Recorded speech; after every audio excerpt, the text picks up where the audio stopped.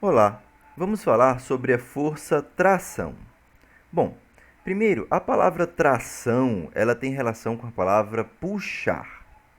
Tração é aquela força com a qual puxamos um determinado fio, uma determinada corda, tá?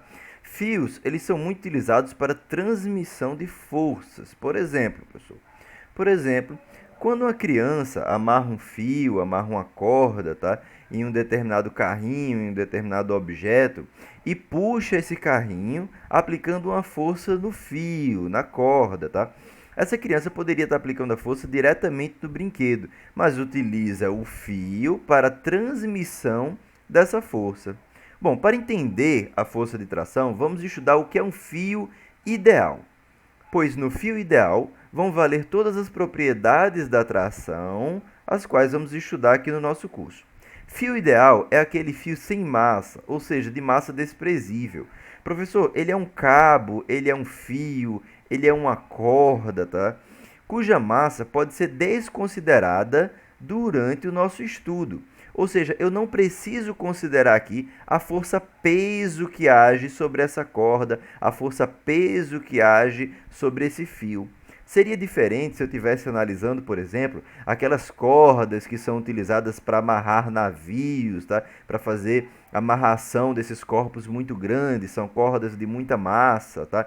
Essas cordas normalmente, mesmo quando elas estão sendo utilizadas, por exemplo, para rebocar um grande navio, elas têm a formação de uma barriga, professor, ligando um corpo ao outro, entre os dois corpos, a formação de uma barriga. A gente não consegue esticar totalmente essas cordas, porque a massa delas é muito relevante dentro do problema estudado. Não podemos desconsiderar a força-peso que atua sobre a corda. Quando isso não acontece, podemos considerar que essa massa é desprezível para o problema estudado e podemos considerar esse fio como um fio ideal, tá bom? Bom, um fio ideal, ele também é inextensível. Ou seja, professor, quando eu puxo esse fio, ele não estica enquanto ele está puxando aqui o nosso corpo, tá? Então, o quanto esse fio estica aqui, ele é desconsiderado no nosso estudo, tudo bem? Então, esse seria o nosso fio ideal. Bom, a força aplicada pelo fio a um corpo chama-se tração. E ela é sempre 1 na direção do fio, 2 no sentido de puxar o corpo. Ora, o fio não pode fazer uma força que empurra o corpo. Não podemos empurrar o corpo com o fio, não é mesmo? Então vai ser sempre na direção do fio no sentido de puxar o corpo.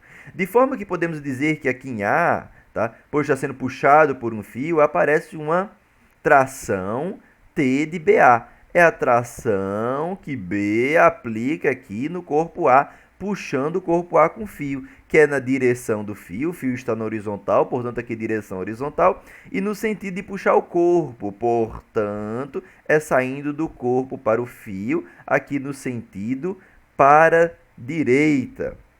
Quando observamos aqui então no corpo B, aparecerá uma tração T de AB. Ora, é a tração com que o corpo A puxa aqui o corpo B, professor.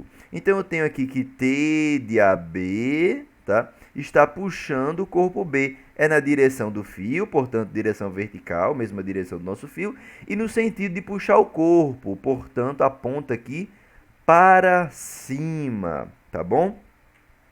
E a força aplicada é integralmente transmitida ao longo do fio, tá? Então, sempre que tivéssemos aplicando uma força aqui, puxando o fio, ou o garoto lá puxando o corpo, tá? Essa força é integralmente transmitida até o corpo. Então, aqui a gente pode dizer também que o módulo de T de AB é igual ao módulo de T de BA, e vamos utilizar bastante isso na resolução de exercício.